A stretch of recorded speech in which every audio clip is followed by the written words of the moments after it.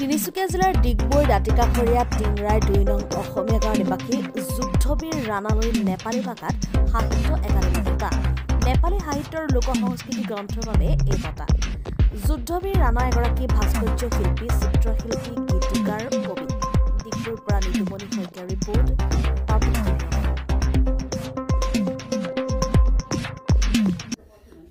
শুনি ভালেই পাইছোঁ আৰু আনন্দিত হ'বলগীয়া কথা, আনন্দ পাইছোঁ মই। আগত মই 10টা পুৰস্কাৰ পাইছোঁ।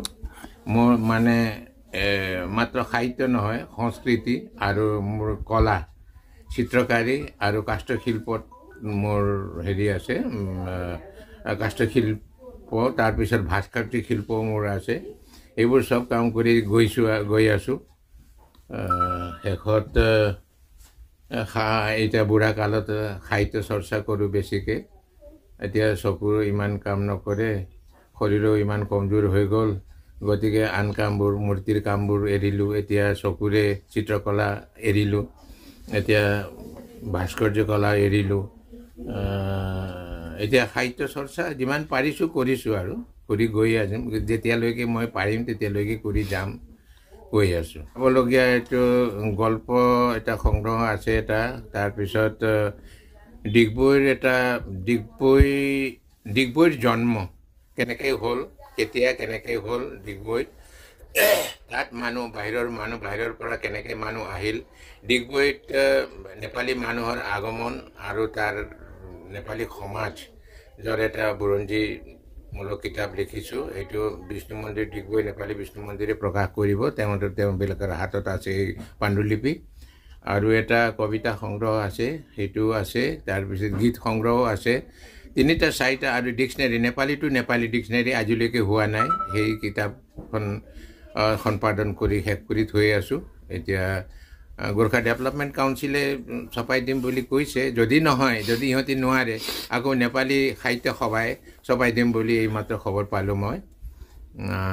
তেনেকৈ চলি আছে আৰু। নৱপ্ৰজন্মক জনাবলৈ কিনো আছে, কাম কৰি গ'লে যিকোনো কাম, বা এটা গছ পুলি ৰুলে, এটা ফলৰ গছ ৰুলে বা গছ পুলি ৰুলে, এদিন ফুলিবই, এদিন ফল তাক দিবই। গতিকে গীতাত কোৱা আছে, ফলৰ আশা নকৰি কাম কৰি যাব লাগিব। মই তেনেকৈ ঠিক।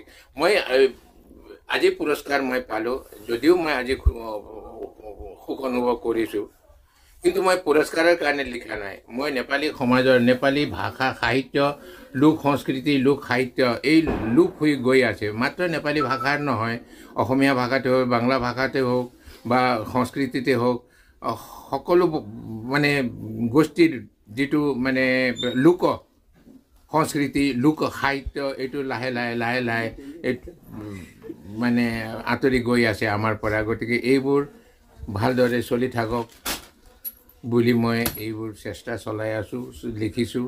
সেইকাৰণে এই লোক সংস্কৃতিৰ, লোক সাহিত্য কিতাপখন লিখিছিলোঁ। আজি পুৰস্কৃত হ'ল। মই পুৰস্কাৰ পাবৰ কাৰণে মই লিখা নাই, মোৰ সমাজৰ কাৰণে লিখিছোঁ, জাতিৰ কাৰণে লিখিছোঁ।